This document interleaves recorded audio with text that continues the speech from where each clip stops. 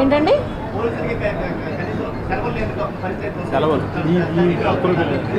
యాక్చువల్గా వాళ్ళకి మేము ప్రెషర్ లేకుండానే ప్లాన్ చేసుకుంటున్నామండి పోలీసులకి. అంటే ఇది 24/7 జాబ్. ఇది పోలీస్ డిపార్ట్మెంట్ అన్న మెడికల్ డిపార్ట్మెంట్ అని 24/7 జాబ్ ఇది. కానీ వాళ్ళకి కూడా రెస్ట్ ఉండాలి, వాళ్ళకి కూడా ఆ ఫ్రీనెస్ ఉండాలి. మీరు అబ్జర్వ్ చేశారో లేదో, ఈ పోలీస్ స్టేషన్ చూసి ఆలోచించండి ఒకసారి. ఒక యోగా రూమ్ ఉంది, ఒక జిమ్ రూమ్ ఉంది.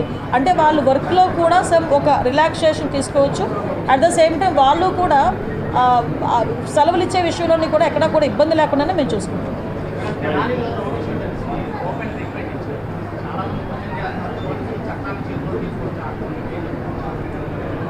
అంటే నేను ఈ వర్డ్ మా డీజీపీ గారు సిపి గారు ముందు చెప్పాలి, అంటే చెప్పాలో కూడా నాకు తెలియదు. కానీ చట్టాన్ని కంట్రోల్ చేయాల్సింది పోలీసులు. చట్టాన్ని పోలీసులు చేతిలోకి తీసుకోవడం ఏంటి? విషయం ఏంటంటే ఒకటండి, నాకు అర్థం కానిది ఏంటంటే, తప్పు చేసినోడికి కులం ఏంటి, మతం ఏంటి, అదొక్కటి చెప్పండి. అది వాళ్ళు గంజా బ్యాచ్. నిన్న కూడా మా వాళ్ళు డిపార్ట్మెంట్ అంతా కూడా ఒక ప్రెస్ నోట్ కూడా రిలీజ్ చేశారు డీసీపీ గారు. అసలు వాళ్ళ మీద ఎన్ని రౌడీ షీట్స్ ఉన్నాయి. అసలు తెనాల్లోని నాకే కాదండి, మీకు కూడా ఒక సోషల్ రెస్పాన్సిబిలిటీ ఉంది, ఒక విలేకరులుగా మీకు కూడా. ఒక్కసారి తెనాల్లో వాళ్ళ తాలూకా నేచర్ ఏంటి, వాళ్ళ తాలూకా బ్యాక్గ్రౌండ్ ఏంటి అన్నది ఒకసారి చెక్ చేయండి. యాక్చువల్గా ఒక గంజా బ్యాచ్ పోలీస్ డిపార్ట్మెంట్ మీద చేసుకునేటప్పుడు అంటే ఫర్దర్గా ఒకసారి దానికి కూడా వీళ్ళు రాజకీయ రంగు పులిమేసి దానికి కులాన్ని అంటగట్టి మతాన్ని అంటగడతా ఉంటే ఇంకా పోలీస్ డిపార్ట్మెంట్ ఎలా వర్క్ చేసుకోవాలి? ఒకసారి ఆలోచించాలి. ఇదే పోలీస్ యాక్షన్ తీసుకోలేదు అంటారు, ఏదైనా ఒక స్టెప్ ఫార్వర్డ్ వేస్తే ఈ రకంగా మాట్లాడతారు. అంటే నేనేమంటానంటే కొంత పని మా డిపార్ట్మెంట్ చేసుకునివ్వాలి. అలాగని ఇప్పుడు అమాయకులను ఎవరిని కూడా మేము పడితే, ఇప్పుడు నేను ఒకటే మాట్లాడుతున్నానండి. ఇదే ఇప్పుడు ఎక్స్-సీఎం ఇప్పుడు ఈయన జగన్మోహన్ రెడ్డి ఏదేదో మాట్లాడుతున్నారు, ట్వీట్లో ఏదో పడుతున్నారు, రేపు కూడా వస్తారు అంటున్నారు. నేను డైరెక్ట్ క్వశ్చన్ అండి, డాక్టర్ సుధాకర్ అనే వ్యక్తి మాస్క్ అడిగిన పాపానికి నడి రోడ్డు మీద రెక్కలు విడిచి చొక్కా ఇప్పి కొట్టిన సందర్భం మర్చిపోయారా? మరి ఆ రోజు ఎందుకు మాట్లాడలేదు జగన్మోహన్ రెడ్డి? ఆ రోజైతే భావ స్వేచ్ఛా ప్రకటన, ఆ రోజైతే అదే చంద్రబాబు నాయుడు గారు అమరావతి చూడటానికి వెళ్తే బస్సు మీద రాళ్ళు ఇసురుతూ ఉంటే ఆ రోజు ఎందుకు రాళ్ళు ఇసిరారంటే భావ స్వేచ్ఛా ప్రకటన అని మాట్లాడారు.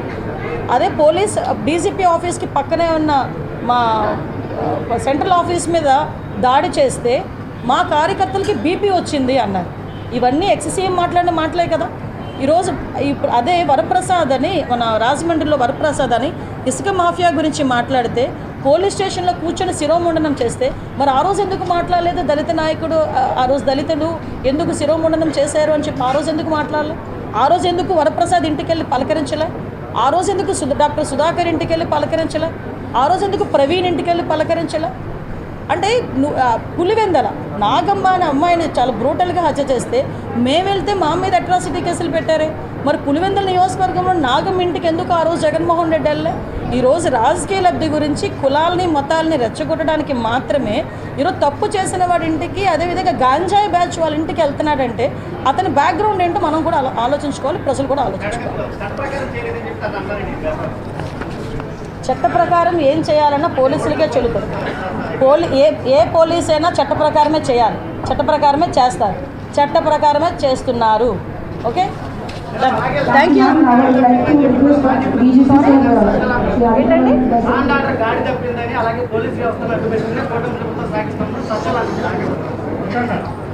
అంటే సజ్జల గారికి అది అర్హత లేదండి. ఎందుకంటే నేను మాట్లాడుతున్నాను,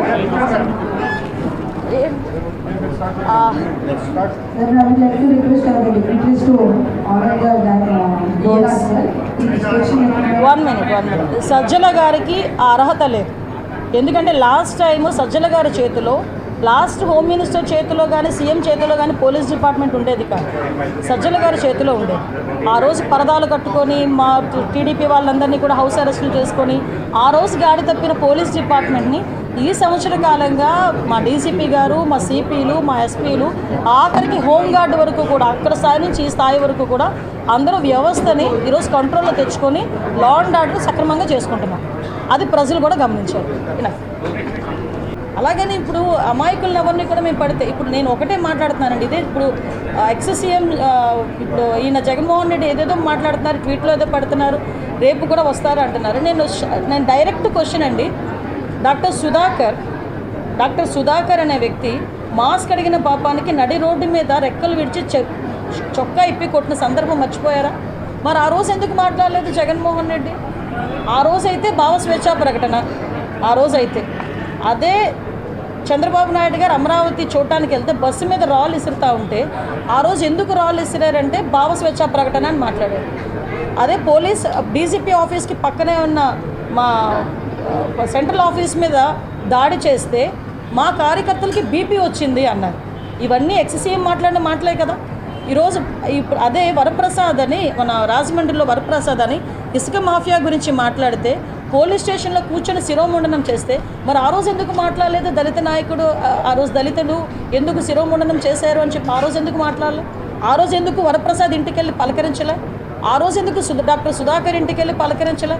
ఆ రోజు ఎందుకు ప్రవీణ్ ఇంటికి వెళ్ళి పలకరించలే? అంటే పులివెందల నాగమ్మ అనే అమ్మాయిని చాలా బ్రూటల్గా హత్య చేస్తే మేము వెళ్తే మా మీద అట్రాసిటీ కేసులు పెట్టారే. మరి పులివెందల నియోజకవర్గంలో నాగమ్మ ఇంటికి ఎందుకు ఆ రోజు జగన్మోహన్ రెడ్డి వెళ్ళే? ఈరోజు రాజకీయ లబ్ధి గురించి కులాలని మతాలని రెచ్చగొట్టడానికి మాత్రమే ఈరోజు తప్పు చేసిన వాడి ఇంటికి, అదేవిధంగా గాంజాయి బ్యాచ్ వాళ్ళ ఇంటికి వెళ్తున్నాడంటే అతని బ్యాక్గ్రౌండ్ ఏంటో మనం కూడా ఆలోచించుకోవాలి, ప్రజలు కూడా ఆలోచించుకోవాలి. చట్ట ప్రకారం ఏం చేయాలన్నా పోలీసులకే చెల్లుతుంది. ఏ పోలీస్ అయినా చట్ట ప్రకారమే చేయాలి, చట్ట ప్రకారమే చేస్తారు, చట్ట ప్రకారమే చేస్తున్నారు. Okay, thank you.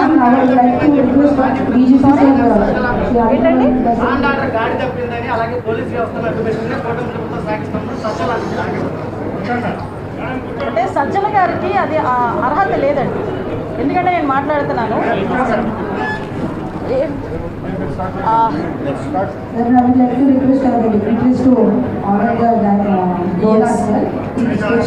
One minute Sajjala గారికి ఆ అర్హత లేదు. ఎందుకంటే లాస్ట్ టైం సజ్జల గారి చేతిలో, లాస్ట్ హోమ్ మినిస్టర్ చేతిలో కానీ సీఎం చేతిలో కానీ పోలీస్ డిపార్ట్మెంట్ ఉండేది కాదు, సజ్జల గారి చేతిలో ఉండేది. ఆ రోజు పరదాలు కట్టుకొని మా టీడీపీ వాళ్ళందరినీ కూడా హౌస్ అరెస్టులు చేసుకొని ఆ రోజు గాడి తప్పిన పోలీస్ డిపార్ట్మెంట్ని ఈ సంవత్సర కాలంగా మా డీసీపీ గారు, మా సిపిలు, మా ఎస్పీలు, ఆఖరికి హోంగార్డు వరకు కూడా, అక్కడ స్థాయి నుంచి ఈ స్థాయి వరకు కూడా అందరూ వ్యవస్థని ఈరోజు కంట్రోల్లో తెచ్చుకొని లా అండ్ ఆర్డర్ సక్రమంగా చేసుకుంటున్నాం. అది ప్రజలు కూడా గమనించారు.